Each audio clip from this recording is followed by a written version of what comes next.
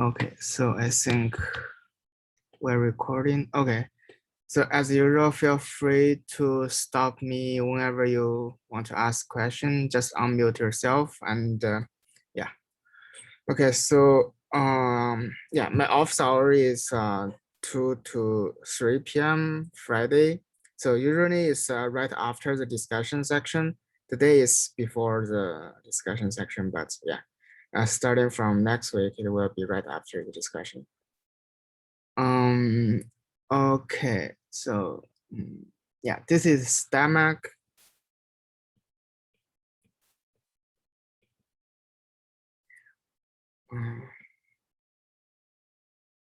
So basically, whenever you deal with a system that has many particles, we need to involve this kind of a statistical mechanics technique. What we learned before is basically mechanics. It can be classical or quantum. So in this situation, we deal with a very few degrees of freedom. So we can keep track of them and write down the differential equation and solve it, right? We know what's the dynamics, but in statistic mechanics, we're no longer able to do that because there are too many degrees freedom. We need to develop a new technique to solve the problems.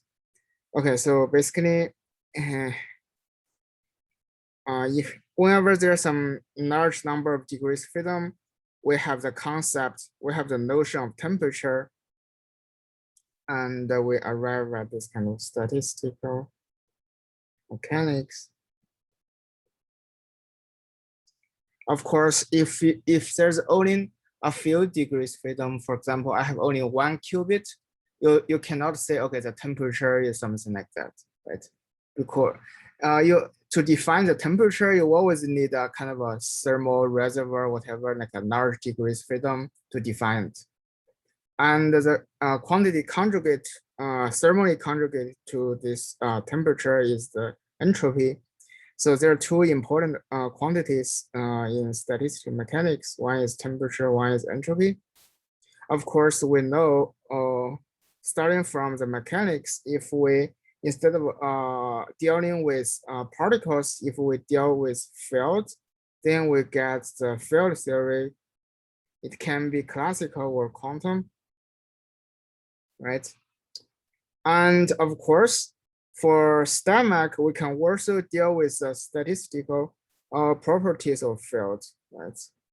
Then we get the quantum field theory at, or classical field theory at finite temperature or statistic physics of field. I mean, they are at 0 temperature. They are not independent. They are related because, you know, in the field, we care about this kind of quantities, just like, you know, the unitary evolution, or, you know, written in path integral, it can be written in terms of the propagator, it's a path integral. And in the stomach, we care about this quantity because, you know, the partition function is nothing but this, and we have, if we have the partition function, we can calculate everything, right? You can see there's you know, kind of a look similar, and they are related by a weak rotation. Basically, the temperature becomes the time dimension, and in that sense, they are kind of related. And that's one also useful technique. But here, just a kind of a side remark. We won't go to that. Okay. So for us, we are in this part. Basically, we are dealing with many degrees freedom. And by the way, I will first summarize some basics you need to know, and then go through one or two examples. Okay, so what we care about is the equilibrium. properties. Of course, there are some out of equilibrium properties.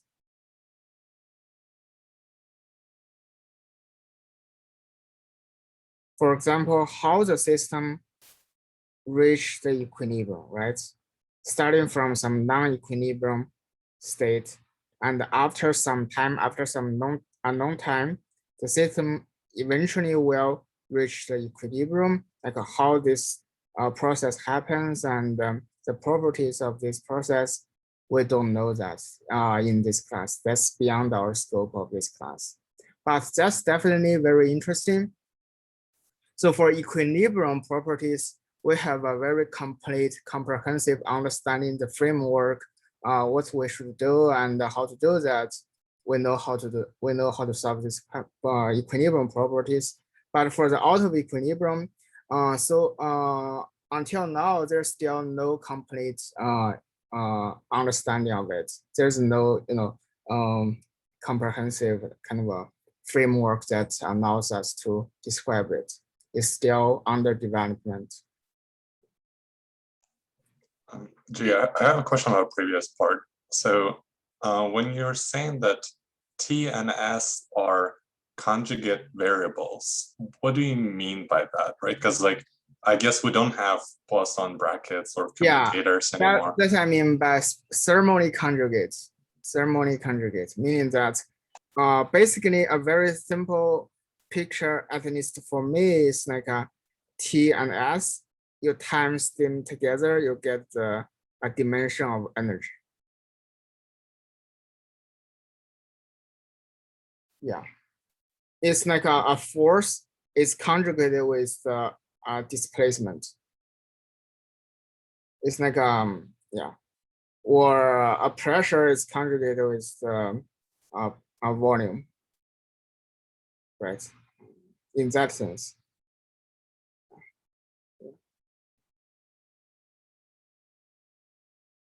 Yeah, you're right. That's kind of different from the P and Q. Like generally we say, okay, they give us H bar, stuff like that. But people say this like T and S are ceremony conjugates. It's just terminology. So, but does that mean that does that gives you any significance? Does it mean that these are the only things you need to know to get like your equations of motions or something? Right. For example, that's related to the, if you write on the D, E equal to T ds, I plus or minus depends on the volume. Right. Okay, so let's dV and plus F dx in general. Of course, in this case, you can also understand this P as a force and V as the displacement. In that sense, you even don't need to write on this.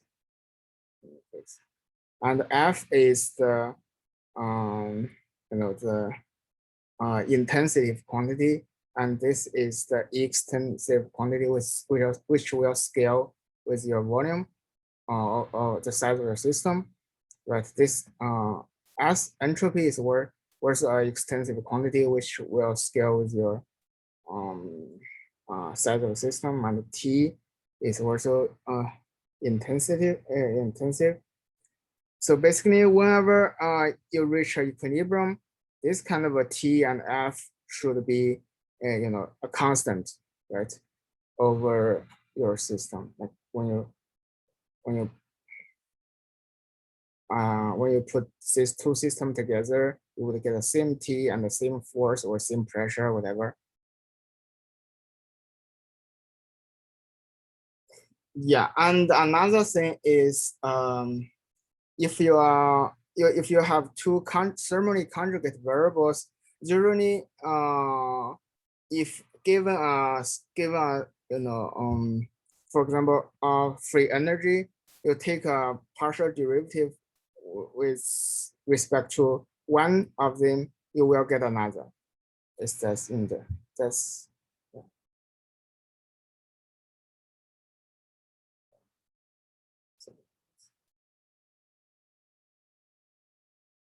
Yeah, we will talk more about this when we come to the canonical ensemble.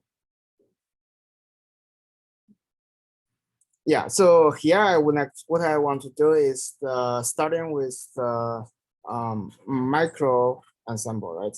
We usually start with a micro ensemble and derive everything. So all the ensembles are equivalent when we go to the thermodynamic limit, meaning that we take the system to be infinite large. Then all the ensembles, the results in different ensembles give us the same, they're the same. It's just a different way to look at the same problem.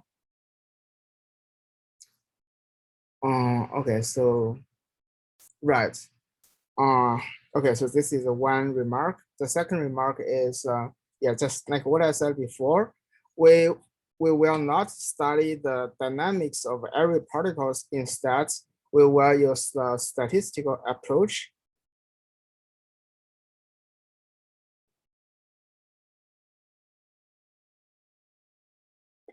Basically, we use the concept of the ensemble, right?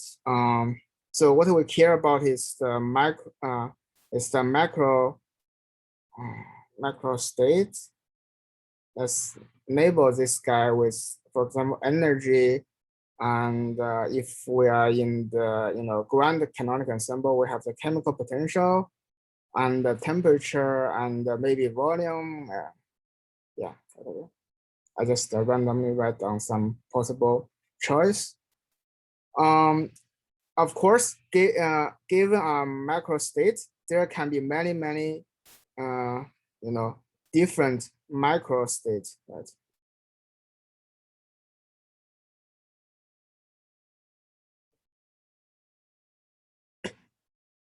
So if we know the probability for each micro state, then we are able to derive everything.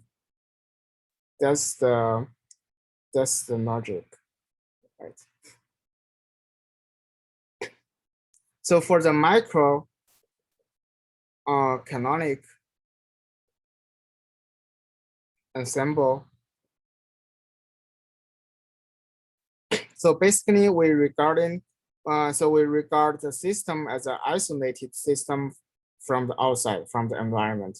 There's no energy exchange, no information exchange. Everything, is kind of is isolated from the environment. And basically in this situation, we could describe our system with the energy because the energy is conserved, right? And versus the number of particles, there's no particle exchange. And versus the volume, there's no work acting on the system. And so in this situation, we know the assumption we have, right? So basically given macro state, the probability for each microstate are the same. So basically it's 1 divided by the total number of micro states.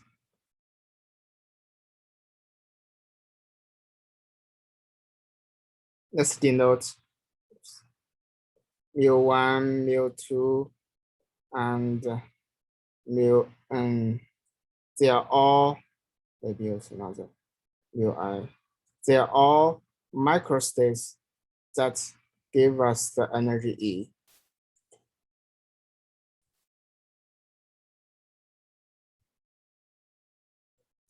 Yeah, that's all you need to know about the microcanonical ensemble.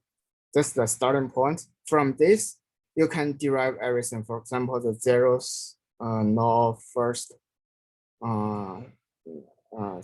thermodynamics, like law, and the second law. Yeah. So let's look at an example, which is also an homework problem, but it's good to look at it. The simplest example we can have is the two energy level system, right? It's the most yeah, okay. So let's consider, okay, let's look at the first one. Imagine we have n qubits. 1, 2, 3, 2, n. And what I want to say. Okay, so let's say the Hamiltonian for H1 is minus this, like this. They are qubits, meaning that they spin one half particles. So it's this. I just said h bar equal to 1. Then the energy levels is the ground state is 0. The excited state is B. And this is the spin up, I believe, and this spin down, right? And now this so the problem is given if we know the energy for the system, the total energy is E. The question asks you to calculate the entropy of the system and also the temperature of the system. Of course, all the qubits should be weakly interacting. Otherwise, it's like an independent qubits. There will be no concept of temperature. You need to weakly interacting, but that interaction is much, much smaller compared with your energy scale of this problem. Yeah. So, okay, I believe you know how to do it, but let's do it together. Yeah, so in this case, I'm pretty sure you have many different ways to do it. Let's follow this kind of a definition. By the way, once you know the, here I forgot to mention, once you know all the number of micro states, you know the entropy is kind of the log of the total number of states, right? And the temperature is defined as partial S, partial E, which is what? Sorry, if keep other quantities fixed. And yeah, so in this case, to work out this entropy, we only need to work out how many microstates we have that have the energy E. Imagine if we have some configuration. Okay, let's draw this kind of a two energy level system. So this is in ground state, this is in excited state, ground state, ground state. So now, because we want the total energy to be E, we know the number of particles that sit in the excited state should be N, let's denote as N1, which times B, right? To make sure the total energy is E. So N1 is E divided by B. E is the number of particles or qubits in this case in ground state or in excited state or spin down. So I understand how this setup would work classically, but you know, if we're trying to use this like a semi-quantum system, why do we choose particles to be in a specific eigenstate? How do you know that some of them are not just, you know, some combination of it? Okay, so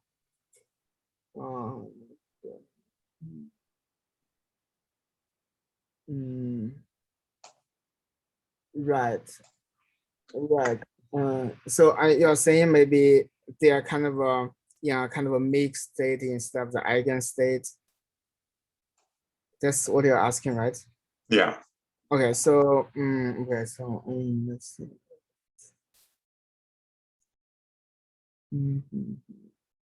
Yeah, that's actually a very good question, and I would I would say, oh, hmm, so, okay, I would say this is classical system because um there there's no there's no quantities that not commute in the Hamiltonian. You can totally treat this problem as a classical problem. It's like an Eisen model. If you have a sigma z term, sorry, sigma x term, then this problem will be quantum because the dynamics, the dynamics determined by this sigma x, right? The dynamics will change, will mix your spin up and spin down and mix them to the eigenstate of sigma x. But now in this situation, there's no sigma x. All the dynamics is governed by this S state, meaning that if we start with this kind of eigenstate of, up, down, the system will always stay in that eigenstate. Yeah. So in this situation, we would say, okay, this is actually not a quantum problem. It's a classical problem. So the quantum rooted in the fact that there are some commutators that's non-zero, right? Like the H, for example, if I say, okay, what's this problem is? I mean, you can, of course, regard it as a plane wave or whatever in the quantum sense, but I can also regard it as a classical problem. So, but does the number of particle matters here? Because I would think that if there are really a lot of particles, then I can just map this like purely quantum problem on the same problem where, instead of having like superposition of states, like if one of them is like 0.3 in one state and 0.7 in the other, I have, 3 states in one and 7 in the other. You know what I mean? Just like translate this probability of each state being in some. That's also works. That also, I mean, that's another way to solve this problem. That will give you the same answer. Yeah. So, yeah, right. You would get the probability to be up and to be down, right? And then you can write down, by definition, you can write down the S. Yeah, it's like a P, not P, and sum them together. That's another way to do it. But here is kind of equivalent. Yeah, it's equivalent. Yeah, the reason why I want to do it in this way is because I want to illustrate this kind of concept. Yeah, this is just yeah, a very simple example. You can say, right. Okay, yeah. By the way, okay, so we have this number of particles in this E divided by B given by this, and there should be this amount of particles in the excited state. So the way to do it, the way to achieve this is given by, choose N1 out of N particles to be on the excited state. So it's given by N factorial, N1 factorial, N minus N1 factorial. Right. Yeah, you know how to do it. And the entropy, therefore, is given by KB. KB is just a measure, introduced when there's temperature log omega KB. Yeah, it's good to work out this problem in the way you said, like using the probability. Log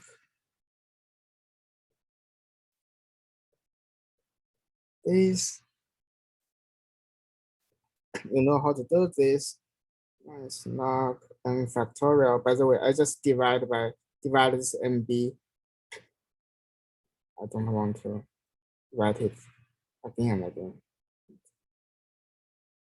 n log n factorial minus log n1 factorial minus log n minus n1 factorial.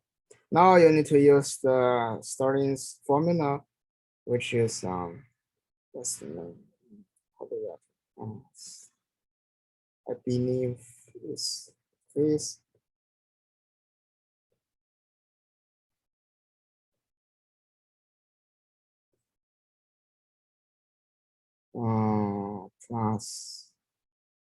Plus some log x, something like that.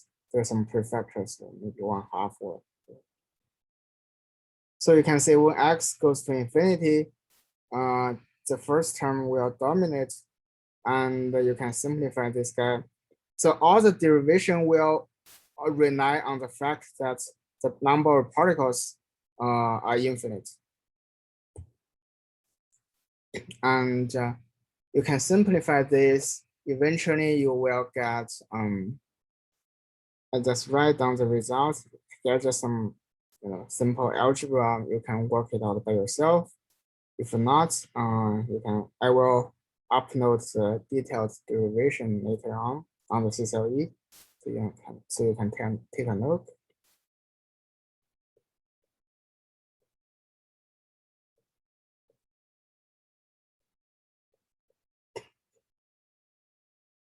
It's like this.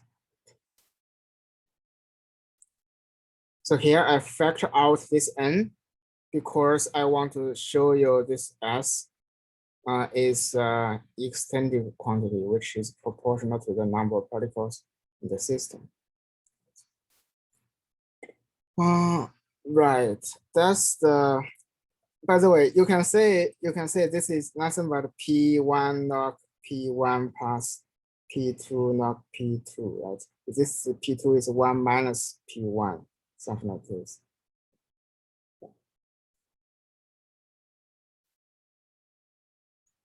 And the temperature is also easy to work out. I think this is the last problem of your first homework. Anyway, and just take the derivative. There's nothing, tricky. Just do it. By the way, you can plug in the expression of n1. You would eventually get this.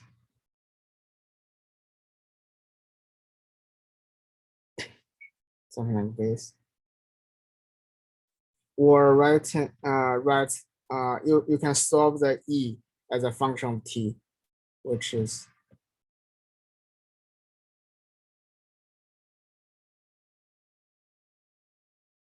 this.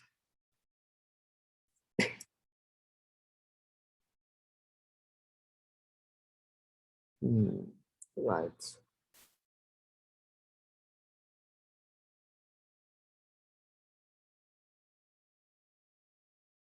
Yeah, you can check it. So the next problem I want to do is more interesting. Basically, now I take two systems. One is also there's an size, but with total energy 0, meaning that the temperature is 0, right? All the particles are in the ground state. Now I take another system. There are also n size.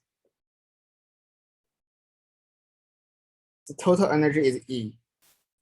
Now I put them together, ask you first, what is the final temperature?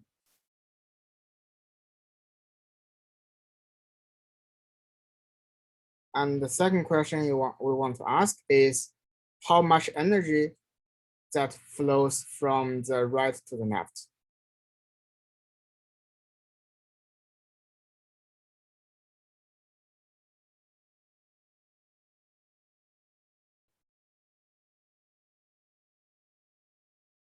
From right to left.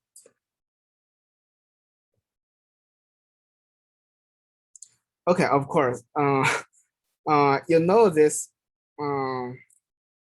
So from intuition,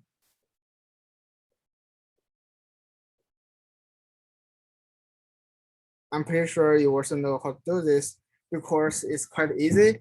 So you know this is just a system that have total number of particles 2n and the total energy E. So for the temperature, we only need to replace this n with 2n, right? That's the result. Oops.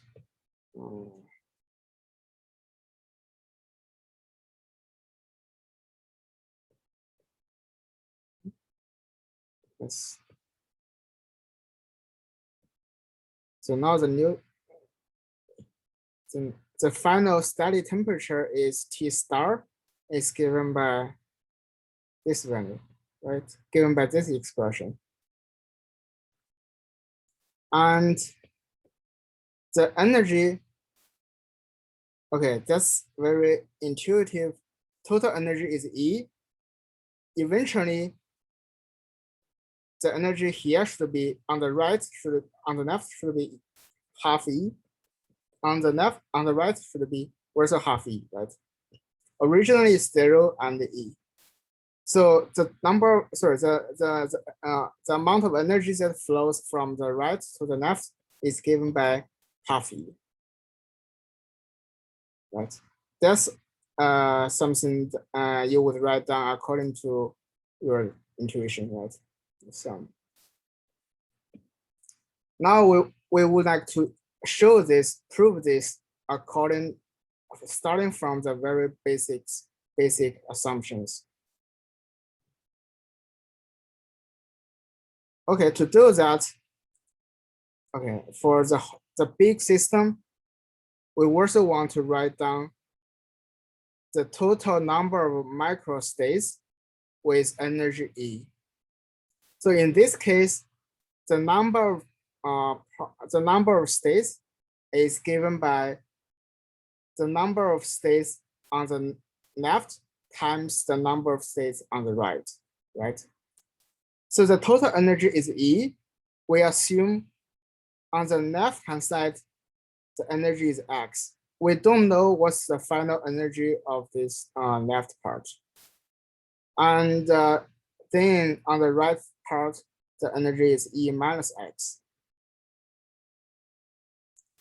So this is nothing but EX omega E minus X. And this X can be any value from 0 to E. So it will be an integration from E0 to E, integrate over the X.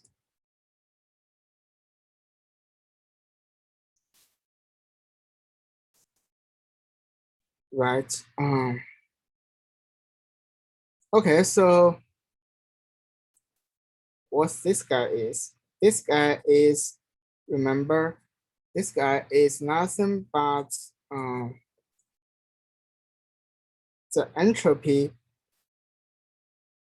with energy X, number of particles N. This guy is nothing but exponential of this entropy, sorry, energy E minus X and with number of particles N. So this guy. Now,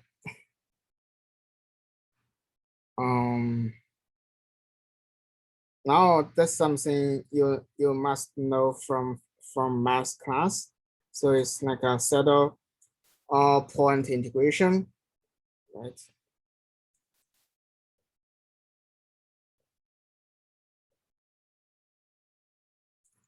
Basically, if I have some integral like this,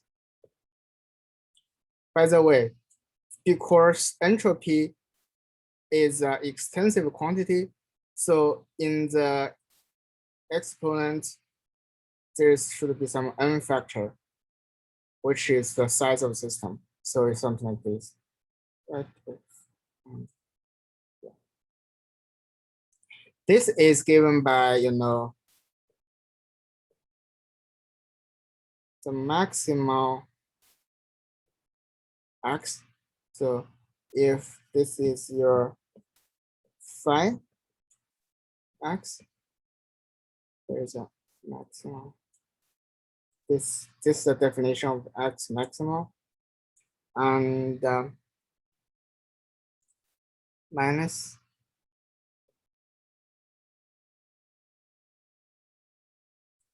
this one.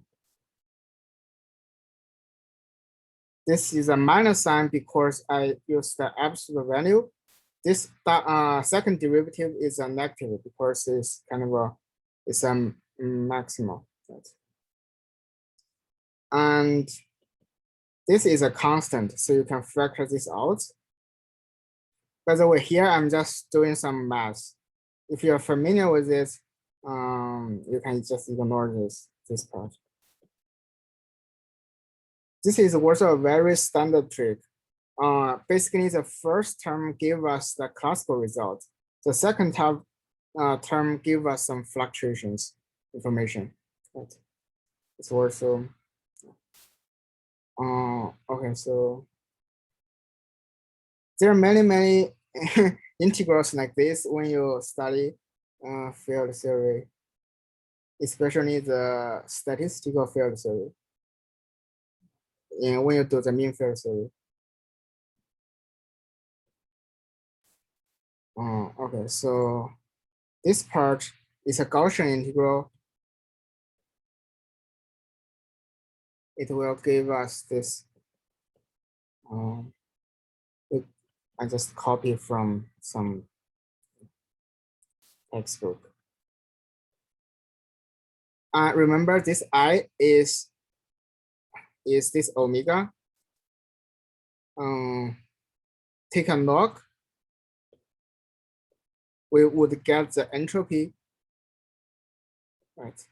Which is this term give us some n, which is linear in n.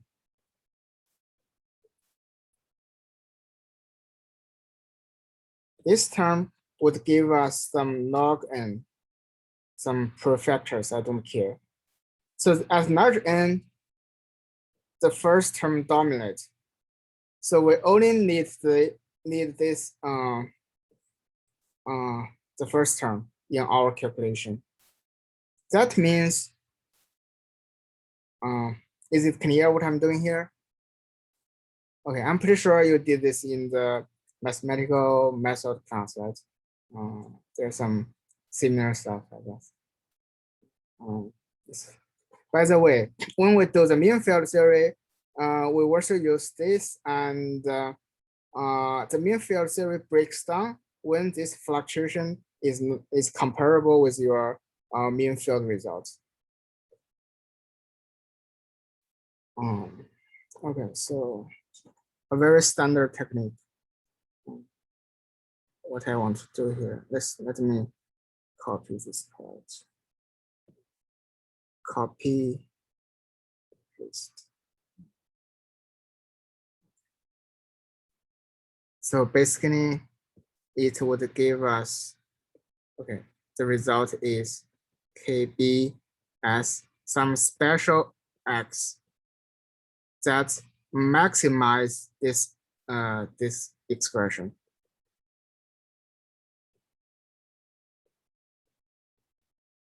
And it's not difficult to imagine this X prime, so X star is E divided by 2. That tells us, indeed, in equilibrium, the energy on the left is E divided by 2, on the right is also E divided by 2. To say this value maximize this expression, by the way, you know the expression as S is this very known expression, this guy. And Ny, so you can do this algebra for you. I didn't do it, but I plot the graph to verify this, a very several line code. So this is the, you can say this is the expression.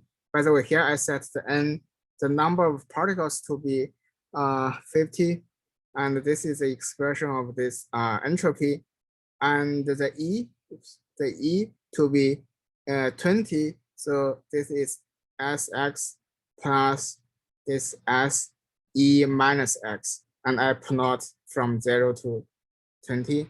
You can say there is a maximum value happens at this 20. Yeah, it's what whenever you want to verify something, the first thing you can do is just plot it. It's very intuitive. So I don't need to do kind of take a derivative of this expression and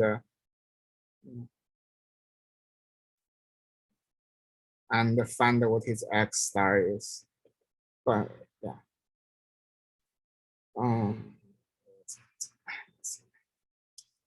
Right. So you can say this energy becomes the on the left side A and on the right side are both E divided by 2. And then we know the temperature are the same. Remember, the temperature is given by this expression. If we have the same, number of particles and the same energy, we will have the same temperature. Then we prove that when those two systems are in equilibrium, the temperature must be the same. And also, what is the temperature? The temperature is given by, because now the energy becomes half E. So the temperature is determined by this value. So this temperature is equivalent to the temperature we wrote down here, right? Because you just need to times 2 on the denominator and the numerator, you would get 2 here. That's the same as what we wrote down here. So sorry, what was the case you were describing where the E was divided by 2, but the N was not 2N? Oh, because okay, so the logic maybe it's not. I can spend I can elaborate on this. So basically now I showed that in equilibrium, so the number of particles on the left is N, on the right is N. The energy is also E over 2, E over 2. So according to the expression, where is the expression? This one. This expression, copy.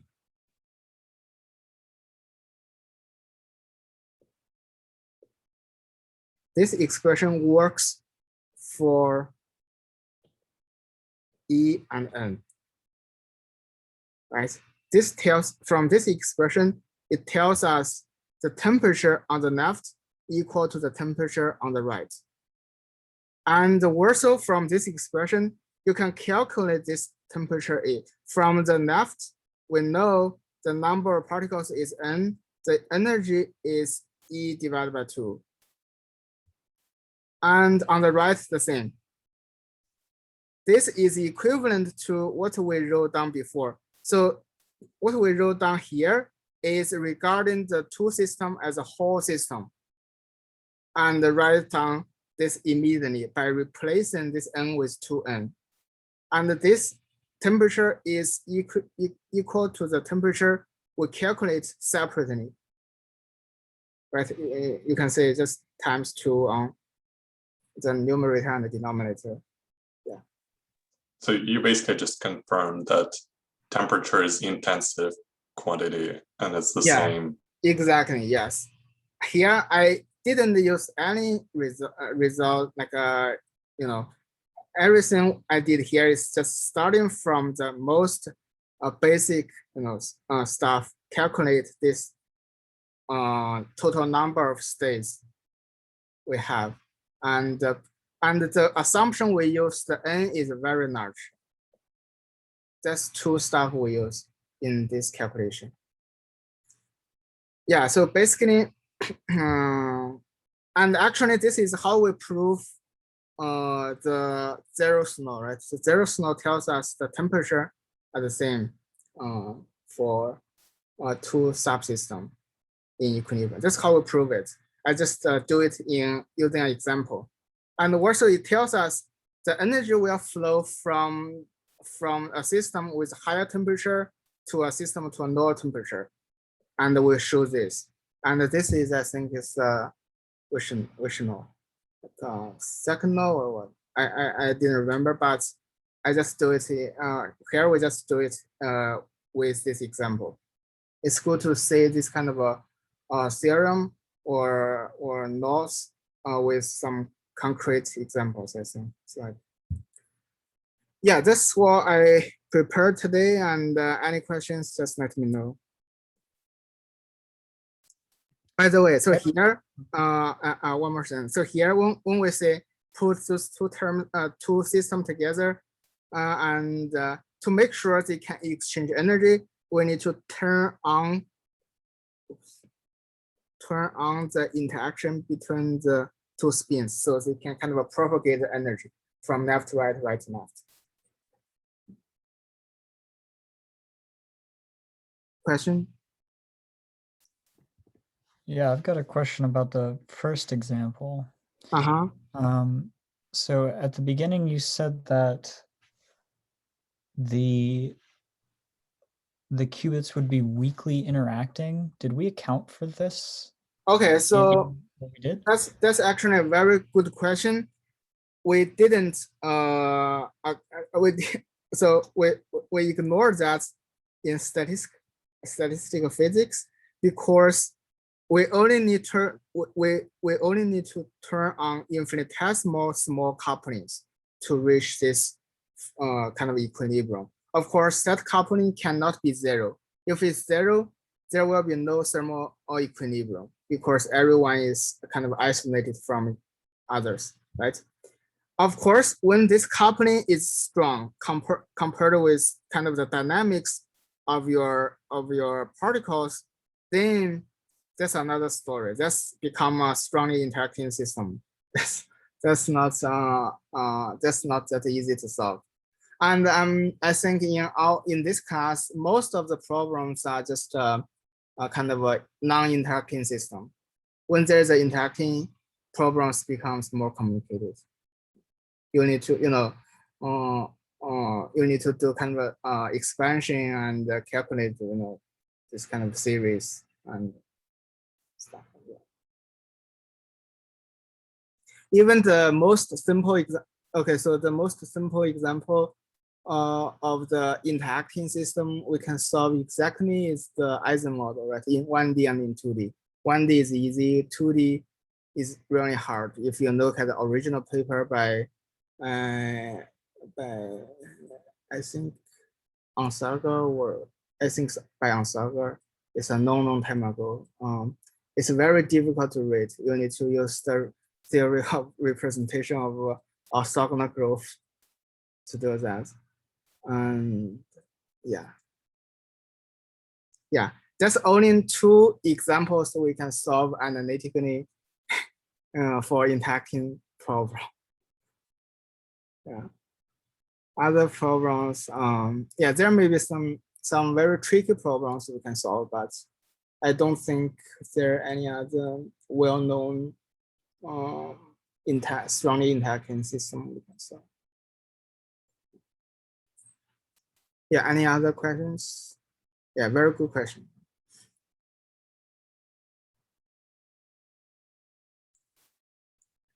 Okay, so if no questions, we can stop here, and I guess see you next week. Bye. Thanks, G. Mm-hmm.